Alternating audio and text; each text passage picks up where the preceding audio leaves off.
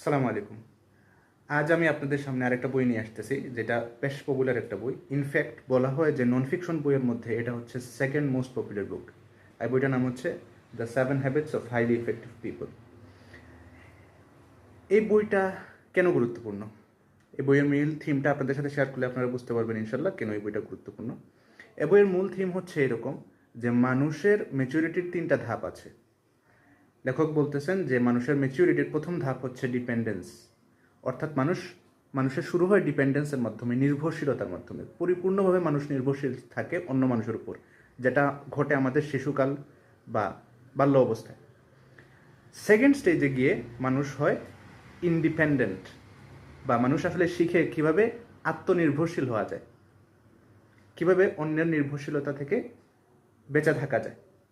তবে অনেক মানুষ মনে করে যে এটা হচ্ছে ম্যাচুরিটির চূড়ান্ত ধাপ, এবং শেষ পর্যন্ত সে পুরোপুরি ইন্ডিপেন্ডেন্ট থাকতে গিয়ে অনেক বেশি ঝামেলার মধ্যে পড়ে যায়, এবং শেষ পর্যন্ত আবিষ্কার করে যে পুরোপুরি ইন্ডিপেন্ডেন্ট থাকা পসিবল না।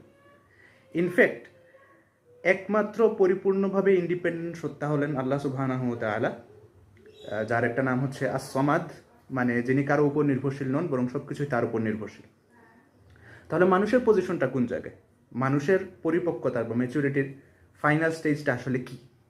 লেখক বলতেছেন, স্টিফেন কভি বলতেছেন যে মানুষের পরিপক্কতার বা ম্যাচুরিটির ফাইনাল স্টেজ হচ্ছে ইন্টারডিপেন্ডেন্স বা আন্তনির্ভরশীলতা, অর্থাৎ মানুষ একে অপরের উপর নির্ভরশীল। কেউ পরিপূর্ণভাবে স্বাধীন না, আবার কেউ পরিপূর্ণভাবে ডিপেন্ডেন্টও না, বরং সবাই সবার উপর নির্ভরশীল। এক একজনের নির্ভরশীলতা আরেকজনের নির্ভরশীলতার উপর নির্ভর করতেছে। এবং লেখক এই 3টা স্টেজের আলোকেই মূলত তার বইটা সাজাইছেন, যে কিভাবে আমরা ডিপেন্ডেন্ট থেকে ইন্ডিপেন্ডেন্ট হব এবং কিভাবে আবার ইন্ডিপেন্ডেন্ট থেকে ইন্টারডিপেন্ডেন্ট হব।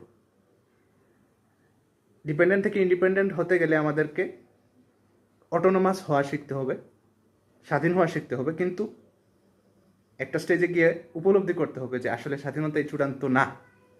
তখন আমাদের আসলে সামাজিকতা শিখতে হবে, কিভাবে সমাজে চলতে হয় এবং কিভাবে আত্মনির্ভরশীল হতে হয়। ইনশাল্লাহ আমরা এই বইয়ের উপর একটা বুক ক্লাব স্টার্ট করব খুব শীঘ্রই। আপনারা যদি আগ্রহী থাকেন তাহলে জয়েন করতে পারবেন।